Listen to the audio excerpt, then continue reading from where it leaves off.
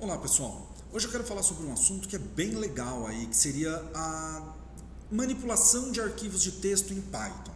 Eu quero falar como criar um arquivo, como ler um arquivo, porque isso aí é importantíssimo quando a gente precisa armazenar dados. Muitas vezes a gente vai receber dados também, então essa parte de importação, exportação de arquivos é extremamente útil, tanto para receber dados e poder manipulá-los, quanto depois de manipular a gente poder gravar esses dados de alguma maneira para outra pessoa poder importar, por exemplo. Eu deixei aqui já pronto para adiantar o nosso passo, né? Um dicionário, um cadastro de pessoas, onde vai ter a pessoa e eu estou falando, ó, a chave vai ser o nome de uma pessoa e o valor referente a essa chave é um peso, alguma coisa meio nessa linha aqui, só para exemplificar. Então, só para a gente ver o que está acontecendo, criei o dicionário, aí eu printei o dicionário, né, nessa primeira linha, e depois eu fiz um esquema, nome da pessoa, espaço, um tracinho, espaço e o peso sugerido, né. Vamos colocar isso num arquivo? Vamos fazer isso. Como que eu faria isso? Primeira coisa, eu vou ter que criar esse meu arquivo. Posso criar onde eu quiser, eu gosto, é uma particularidade minha, mas poderia criar em qualquer momento da programação. Eu gosto de criar aqui no começo. Para mim fica mais organizado. Então eu vou criar um arquivo. Esse arquivo, como que eu crio o arquivo no Python? Open, o nome do arquivo, que eu vou chamar de cadastro, ponto, vou chamar de txt. Cadastro.txt, e eu indico qual a operação que eu vou realizar. No caso, eu quero realizar a operação de escrita, write, em inglês. Então, eu vou colocar um W.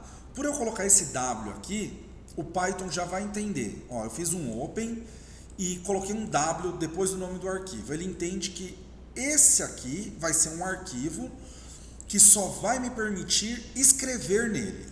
Ok? Então, acabei de criar um arquivo no mesmo diretório que eu estou programando, então não preciso passar o endereço. Esse arquivo se chama cadastro.txt e eu vou poder escrever ele. Só que isso tudo vai acontecer quando eu executar aqui no PyCharm, né? E aqui, ó, eu estou printando em tela. Só que agora, ao invés de eu printar em tela, eu vou querer escrever no meu arquivo. Então eu vou pegar o meu arquivo e escrever aqui, escrever linhas, write lines. E aí eu vou colocar o quê? Vou colocar exatamente o mesmo conteúdo que eu estou printando, certo? Vamos lá? Então, ó, eu vou colocar o nome, concatenado com o nome, eu vou colocar um espaço, traço, espaço, e concateno o peso em formato string. O que eu estou mostrando na tela é exatamente o que eu vou escrever no arquivo. Vai ter alguns detalhezinhos aí que não vai ficar legal, mas vamos ver o porquê e o como. Reparem, acabou de criar aqui do meu lado esquerdo, no mesmo diretório que eu estou programando, criou o cadastro.txt. Vamos ver o conteúdo dele?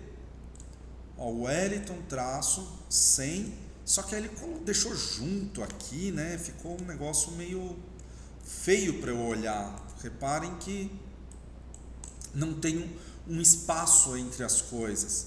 Como que eu poderia colocar essa quebra de linha? É só concatenar aqui no final o texto /n.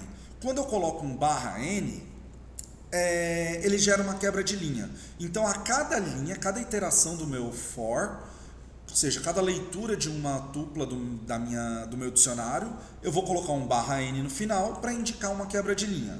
Se eu executar esse código aqui novamente, sem apagar esse arquivo, ele vai sobrescrever o arquivo. Então, o que tinha vai sumir e vai aparecer o novo. Façamos o teste. Rodou. Agora vamos lá, ó, cadastro.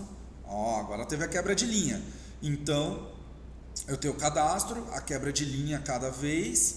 Ficou assim o meu arquivo texto. Com isso, eu consigo fazer gravação de qualquer coisa. A ideia é bem simples. Eu só preciso fazer um open, colocar o nome do arquivo. Aqui eu estou gerando. O W indica que eu estou escrevendo, que eu vou criar o arquivo. Se ele já existir, eu vou sobrescrever. E aí eu passo para o meu writeLines, para a função writeLines, né, do arquivo, o que eu quero escrever dentro do arquivo, tendo esse /n como sendo uma quebra de linha. Beleza, escrever é fácil. E agora se eu quisesse ler esse arquivo? Muito parecido. Vamos aqui tirar não quero mais criar esse dicionário, vou até apagar ele para ficar mais fácil. Não vou mais ler o meu dicionário, se eu não tenho dicionário, não tenho como printar. E vamos deixar essa estrutura do for que eu vou aproveitar ela. Eu falei que o W, ele indica escrita. Então, se eu quiser ler o arquivo, eu uso R.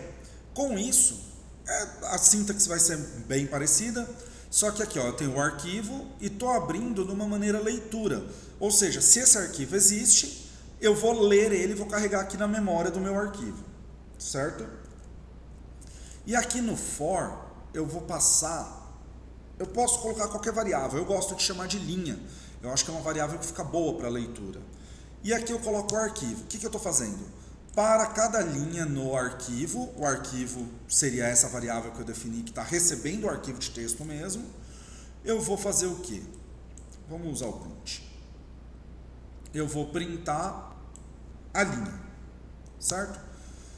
Então, para cada linha no arquivo, eu printo a linha, que aí eu vou conseguir ver o que está em cada linha. Vejamos?